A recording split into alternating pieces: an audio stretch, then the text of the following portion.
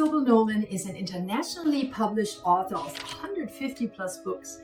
Her work ranges from the divine to the feline and includes titles like Cat Confessions, A Kitty Come Clean Tell-All Book, or Why a Cat is Still Better Than a Man, and so many more.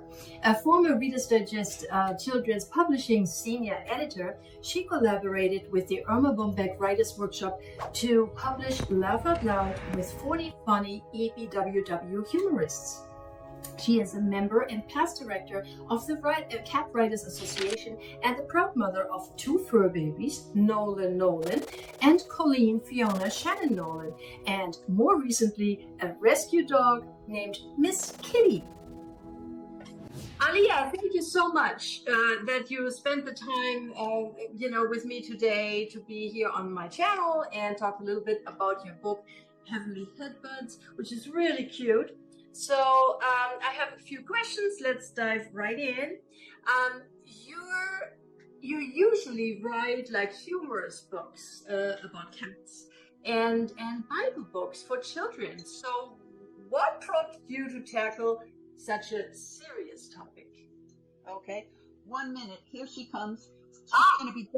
She's going to be jumping up. So I just heard the jingle jangle. So, well, you're right. I always used to, I still do, I write humorous books because these animals that we're living with provide us with a lot of material. But I lost 3 cats in a row. I've always had, here we go. See, there she is. Yes, how cute. Yes. So, what are you doing? I've always had cats, and the last 3 I had happened to pass away within a couple of months of each other. And it was really devastating to me. There were 3 of them, and boom, boom, boom, one right after the other. I was really devastated. You never get over it. You just get on with it. And I was trying to get on with it because this has happened to me many times. It happens to all cat lovers or animal lovers. When the animals pass, you just feel a part of you is gone. So I was looking. When things like this happen to me, I kind of like to look in books. I get a solace from books.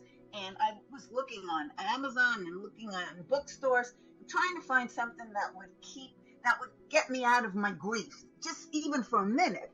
But I couldn't find. What I was finding was all of these people who had stories like me about their journey with their cats and their sickness and everything. And that was the last thing I really wanted to read. Right.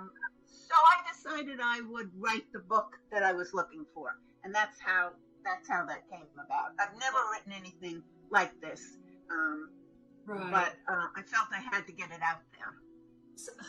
So how long did it take you to put this all together? Well, the book was in my thoughts and in my brain and simmering around for about 8 years, and I had first put it together and gave it to my agent to see if we could get a publisher. But it seems a lot of the traditional religious publishers don't believe that cats have souls. Here she comes. Cats have souls, and so they're a little touchy on that. So we couldn't interest the publisher in this. So my regular religious publishers. So I put it away. And I let it simmer for a while. And after my cats passed away, I needed a release. I wanted to, write the book as much for myself as for other people, to sort of help me through the grief. But as luck would have it, it was the pandemic. And everything was dark and gloomy and sad, and people were dying right and left. And I tried to write the book, and there was no way. I mean, it was like, no way. I can't do it now. Put it away again. And then in 2022, I took it out and I said, I have to write this book. I have to do it, and I have to do it now. So that's when I began it. And it took about, I wanted to say 9 months, like a baby. It took about 9 months or 10 or 11 to finally get it all in good shape and on Amazon. So, so people could get it, because, I belong to the Cat Writers Association, as do you, I think. And every day we get these messages from Facebook. This one's cat's died and that one's cat's died. And I wanted to get the book out. There she goes. I wanted to get the book out to Yes. help people. A lot of people say, oh, they want their book to help people. But I've sent it to some people who have lost their animals. And they thanked me from the bottom of their hearts because they said it really helped them step out, even for the time it took to read the book. It helped them step out of their grief. They weren't thinking about it. They might have shed a tear or two, but the book gave them expectation. It gave them hope. Whether you believe or you don't believe, that's up to you. Right. So, Right. So that's how long it took me to put this book together. Like I said, It was a baby. it was a baby. It took, and it was just. I've never had children, but this was as painful, I'm sure, or maybe not, than having kids. My kids are my cats. Yes. Yeah. How many cats do you have? I only have 2 now. After the 3, I had 2, and then they were all passed away, and I had to stop for a minute. People say, don't rush out and get a cat right away. But for me, I'm a solitary person. I sit in my room all day long. The cats are my companions. They're my proofreaders. If they don't like something, they'll throw up a hairball on it. If they like something, they'll be purring and saying, "Yes, Mom, I really like that." So Right. And I kept looking down at the floor. You know how you do. You look around for them, and when they're not there, it's hard. So I went. Trust me, I went know. and it is. I've never been more than a month without a cat. I can't, and I don't want to do it. I just, Right. Yeah. That's why I have like cats in different age groups, so to say. Oh, good idea. Right. They're not all the same age. Many of them Right. are, unfortunately, but like, let's hope they all get very old. But I know what you're talking about, and the grief is real, and it's very severe. It can be very Right. severe. So People often say, "Oh, it's just a cat," and they do it with dogs. "Oh, it's just a dog." What I always say, maybe for you, that's the way you think, and I recognize that. And but for me, the animal is more than an animal. It's part of my life. right. So, and you grieve just as much for an animal, if not more, than you do for a person. Now, I'll probably get a lot of fan mail from that, saying no, but for people who don't have children or whatever, they, to them, their animals are their children. So I get it. Yeah. it's just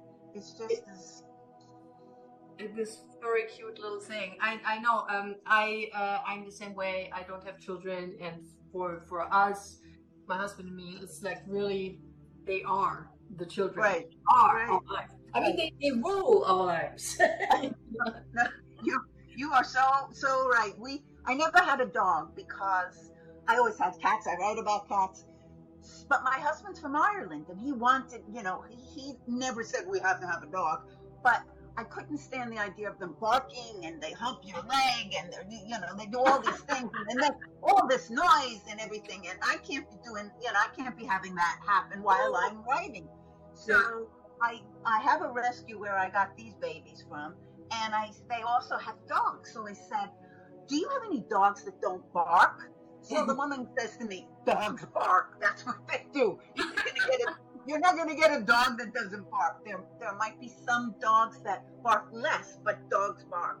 So she was sending me all these pictures of these beautiful animals that I don't know how they ever wind up in rescues. I don't know. But this one, she sent me a picture of it, and it just, I don't know. I went over there because I want to look at it because my husband would be there and he'd be adopting all of the dogs, So I just went over there, and that was it. And it's a miracle because this dog, who is from South Carolina, a rescue dog who is in a puppy mill, does not bark. She does not bark. That's why I know it's from heaven. I Yeah. know it's from heaven, seriously, because um, my husband said once he heard her bark, he takes her out, and there was a coyote. Oh, So yeah.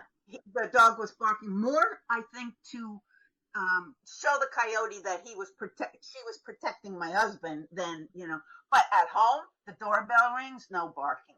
You know, Wow. the people come from the Amazon, no barking. The people do the lawn, no barking. And, I thank God every day. I said, you sent me this barkless dog, Yes. and, and I never thought I would say this. The cat lady says, I love that dog. It's just, I never thought I would say such a thing, because normally I really don't. I think I love all animals, but I love cats better. Let's put it Yeah. that way. Yeah. Yeah. Yeah. No, I But get. I never had a dog, so this is and guess what her name is? What is her name? Her name is Miss Kitty. Miss Kitty. I thought it was cat. Okay, Miss Kitty. That's Kitty, awesome. Kitty, because my husband was going around to the dog. Here, Kitty, here, Kitty. So we said, well, that's a perfect name. Oh, Her that's name funny. is Kitty. That's funny. So, Okay, let's go back to your book. right, You have like photos in your book as right. to illustrations. Why did you choose photos? Well, an illustrator, first of all, would take a long time to do this. To paint and illustrate everything, would take a long time. That's number one. Number two, nowadays you have phones that have photos on them, Instagram, Facebook, everything is photos, photos, photos. So I said, what am I knocking my head against the wall trying to find the right illustrator when I can use photographs? Right. So I started looking at photographs, trying to illustrate the exact text. There's a part in there about Noah and a part in there about the Garden of Eden and other things. And I was trying to match some of the photos that didn't have cats in them to the text, and it wasn't working because the photos were different palettes and different lighting and composition, and it looked like a mishmash. So I said, now what do I do? So I went back to the drawing board and I said, what is this book about? The book is about cats. So that's all you need in the book are photos, relatable, sympathetic photos of cats. So once I started doing that, I wasn't trying to match, like when you write a children's book, you're supposed to match the text with what's going on in the page. But this is an adult book, and what the photos that I tried to get, that I did get, were relatable. I keep using that word, but it's the only word. When you look at them, you shake your head. Yes, I know that. I know there's a picture of a woman sitting having coffee, and she's talking to her cat. We do that. I mean, I sit with my coffee in the morning, and they're around me, and I talk to them. And there's another photo of a girl taking a picture on her phone of the cat who's on the counter where she's not supposed to be, but she's laughing. The girl is laughing because, how can you get them off? What are you going to do? Yeah. And so you just have to laugh and take a picture. And that's what she did. So it was really all of the photos. And I had to limit myself because once I started looking at these photos, there were so many that were really good. I had to par them down, to Right. make sure. Where did you get all those photos? Well, the photos came from a stock house. And I went to like 3 different stock houses, iStock and Shutterstock, and but my girlfriend volunteers for a rescue, and she has a blog called Sundays at the Shelter, and she is unbelievable how she gets these cats to keep their eyes open and to pause, to pose for her. I just don't know how she does it, but her photos are magnificent. So I asked her, would you mind, hey, do you mind being in the book? And she said, absolutely not. And I must have looked at her blog since 1999. That's how, long and hundreds of photos. I picked out some that I really liked, and we included them. And she has a way with taking animal photos. She does it with, some people are just, I don't know whether they do something in their mind meld with the animal, but she took beautiful photos. So they are in the book, and that's fantastic. So it worked out. What kind of research did you do for your book? What did you do to? Okay, so you know, I looked in scripture first to see if I could find, and there's nothing in scripture says animals will go to heaven, okay? So I looked in scripture to find out how God used animals, not necessarily a cat, but how he used animals in a lot of his plans. Noah, the Garden of Eden, there's animals in Revelations, the last book of the Bible. So I took quotes and information out of the scriptures. I also went to theologians and experts, C.S. Lewis and George MacDonald. These are experts and theologians who study stuff like this. Yeah. And I looked, some of them did not believe that animals have souls, so ergo they can't go to heaven. But Yeah. I didn't believe that. So I was looking for theologians and people who did, including the Pope, who did have my same train of thought, who believed that God put an essence, a spirit into these animals, and it's not going to just evaporate, you know, it's going to stay forever and ever. God doesn't do something and then change his mind the next day. So when I had all of these, I was very happy to see that they agreed with what I agreed with. And I also put what they thought and I put what I thought. But I wasn't proselytizing. I didn't say, you must believe that cats go to heaven or you'll go to hell. You know, I just said, here's the information. Yes. Here's what I found out. And I was thrilled to find out some of these things. Here's the quotations. I gave them the, one second. I gave them the places where they could find out more information. And I laid it all out and I said, you be the judge. That's what I did. I didn't say you must believe, but I gave them the reasons why these people believed, and they are much smarter than I am, and I gave them my reasons. And I said, at the end, you be the judge. I left it up to them. That's great. So what do you think? Like, is this book mostly for people that lost a cat or a pet, or is it for every cat lover? Well, that's the $64,000 question. Everybody asks me that question. Because they say, oh, this book is not for me because it's about, grieving your cat and my cat's alive. We will all go through this if we have animals. Yeah. And as I said before, some of us have gone through it more than once, like myself. I just wanted to lay out a bit of hope, a bit of expectation. I wanted the people to be able to get out of their grief for even, as I said before, a couple of minutes, a half an hour. Read these, what other people thought. Here's the information. I want you to, because, maybe you don't have time to go online and find out what all these theologians said. So Here's the information. Right. So it's kind of, so hope is actually what you want readers to get out of it. Right. An expectation too. And, there's some humor in it because I'm a humorist and I cannot not put humor in the book. It may make you shed a tear. A friend of mine said that her husband was reading it and felt a little misty. But it's, if you're interested in, your animal and what they're made up of and how they enhance your life, you will know and you will believe that this isn't the end of their story. So as I said, I was laying out the information, and it's good for people who are grieving, but it's also good for anyone who's interested in the topic of cats and eternity. Right. So after all your research that you've done, would you say, yes, we will see our cats in heaven? In heaven. Well, I would absolutely, definitely say yes. But as I said,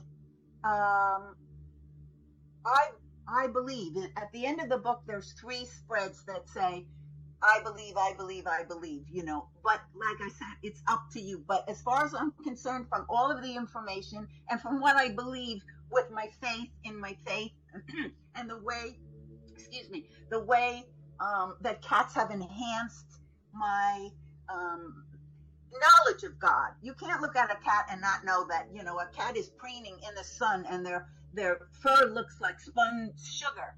You know that it didn't just all of a sudden appear, that somebody had to create it. So for me, yes, I definitely believe. But as I said, it's an individual thing, and people have to come to that knowledge of belief for themselves. And this will help. This book will help. Yes. So, okay, if somebody just lost their cat or they just want to check out your book, where can you get it? Well, I just so happen to have a copy here. Can you see it? Oh, yes, I can. When I was first starting out, I had this author friend, and she said, always carry your book with you. If it's in your pocketbook or in your underpants, wherever, always keep a copy of your book ready to show people. So you can get the book on Amazon, and you can get it at a lot of bookstores, and you can also get it as an ebook on Kindle. So yes, and it also, I might add, makes a great gift to a person that you don't know what to say to. When people die and when animals die, people get tongue-tied. They don't know what to say or what to do. They're so, they feel so badly. This is something that you can give to someone as, out of respect for their grief, and it can help them. Right. So yes, that's where you can get. I don't do anything out of my website because, you'd be all day long going to the post office and back and forth. So everything is on Amazon. Right. Okay. So if you're talking about your website, where can people find you if they're looking for you? Okay. It's very easy. www.alliawrites.com. That's simple, and it's just my name and rights. Okay, and I'm going to put that link in the description box below the video so that everyone that's great. That's great. So, any other cat books that you want to mention? Any other cat books? I was going to say sit down, but you are sitting. So the latest one that I have is called "Why a Cat is Still Better Than a Man." Now that's not male bashing. It's cat enhancing, I say. It's all in fun, and it just has one-liners and very funny cartoons by Nicole Hollander. And it just says things like a cat isn't interested in cleavage unless it's big enough to sleep in. Or a cat would never wear a pinky ring, or a cat would never never put a moose head in the living room. They're just very fun things. Okay. And so that's the latest one. And I'm working on a children's reader that the title is called Why Can't My Brother Be More Like My Cat? And I'm starting that in September. It's going to be a reader, so kids can, learn to read and learn to love cats and find out why they're better than their brother. So all of those books, all of your books, you can get on Amazon, right? So yes, yes, and you can, check them out on the website.